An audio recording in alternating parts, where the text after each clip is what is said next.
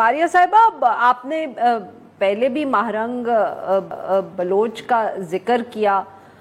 خواتین کا بہت اہم رول ہے. یہ جو ساری ایک موومنٹ چلی ہے بلوچستان میں، خاص طور پہ بات رفیع صاحب نے کی یوتھ کی بھی، سوشل میڈیا کی بھی، بٹ میرے خیال میں اگر تیسرا اس میں ایسپیکٹ اگر میں ایڈ کرتی تو میں یہ بھی ضرور کہتی کہ خواتین کا بہت اہم رول ہے.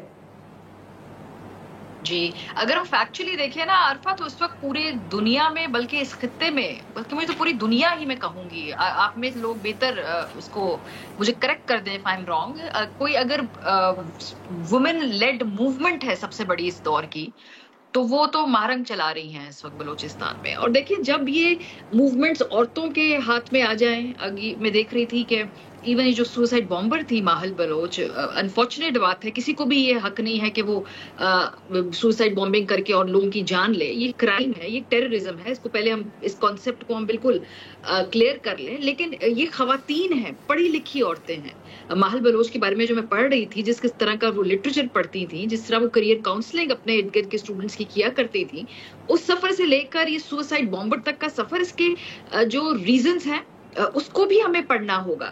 آدمی سوسائڈ بامبر بنتے ہیں، لیکن خواتین جب سوسائڈ بامبر بن جائے، اس کا مطلب ہے کہ ان کو آگے ٹنل کے اس پار لائٹ نظر نہیں آ رہی. تو وہ روشنی کس نے دکھانی ہے؟ وہ روشنی ریاست نے دکھانی ہے نا. نوجوانوں کو انسینٹیوائز کس نے کرنا ہے کہ یہ نوجوان اپنی جانیں نہ لیں بلکہ ایک فعال شہری بنے؟ یہ ریاست نے کرنا ہے. جب خواتین کے ہاتھ میں خاص طور پہ موومنٹس آ جائے، اور مجھے اعتراض ہے جب لوگ کہتے ہیں کہ ماہل جو ہے وہ کیوں ماہرنگی کیوں موومنٹ چلا رہی ہیں، بھائی اس کا ایک سمپل جواب ہے. جو آدمی ان کے نہیں مل رہے، گمشدہ ہیں، وہ واپس کر دیں یا ان کے ویئر اباؤٹس کے بارے میں بتا دیں. اب تو لا منسٹری نے بھی کہہ دیا کہ ایک فائنینشیل کمپنسیشن دیں گے. فائنینشیل کمپنسیشن سے بڑھ کے ان کو کلوجر چاہیے، ان کو کلوجر دے دیں تو وہ سڑکوں پر نہیں آئیں گی. کون گھر کا سکون چھوڑ کے اس طرح رلتا ہے سڑکوں پہ مہینوں ہفتوں؟ اسلام آباد کی سردی میں آ کے بیٹھ جائے گا ادھر کیمپ لگا کے. کس کو شوق ہوتا ہے؟ کون نہیں چاہتا اس عمر میں؟ اس نوجوان نہیں چاہتے کہ ان کے پاس وہ اپرچونٹیز ہوں، وہ بھی زندگی جئیں، وہ صرف سروائیو نہ کریں، وہ تھرائیو کریں، ان کے پاس ایجوکیشن ہو، نوکریاں ہوں، وہ پیسے بنائیں، وہ دنیا دیکھیں، وہ دنیا میں سکون سے جیسے باقی لوگ دنیا بھر میں فعال شہری رہتے وہ ویسے رہیں. کون چاہتا ہے کہ وہ ایک سوسائڈر بامبر بن جائے؟ کون چاہتا ہے کہ وہ سڑکوں کے اوپر جوتے چٹکاتے ہوئے یہ بڑی بڑی موومنٹس چلائیں؟ تو اگر آپ نے ان کے درد کا مداوع کرنا ہے تو آپ کو اس کا پولیٹیکل حل سوچنا ہوگا. Balochistan is a political problem. In so many words, بہت سارے لوگ اس کو ایکسپلین کرنا کی کوشش تو کرتے ہیں، لیکن سیاسی پرابلم کا سیاسی حل ہوگا. اور اگر اس میں ہم نواز شریف صاحب کو کریڈٹ دیں تو آخری مرتبہ اگر سیریس کوئی سیاسی کوشش کی تھی عبد المالک بلوچ صاحب کو سی ایم بنا کے، تو وہ نواز شریف صاحب نے کی تھی. لیکن obviously ہم نے دیکھا اس وقت بھی جو ارد گرد کی سیاسی جماعتیں تھیں، پیپلز پارٹی کا اس میں بڑا شاندار کردار ہے.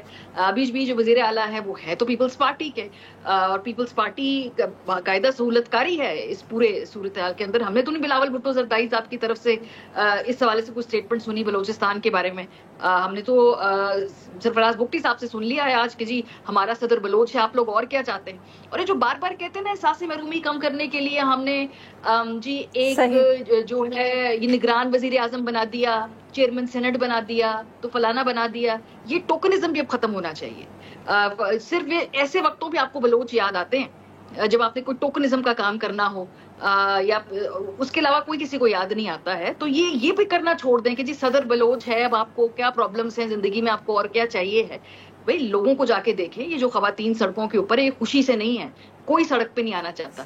ان کی سیاسی طور پہ دل جوئی ہونی ضروری ہے.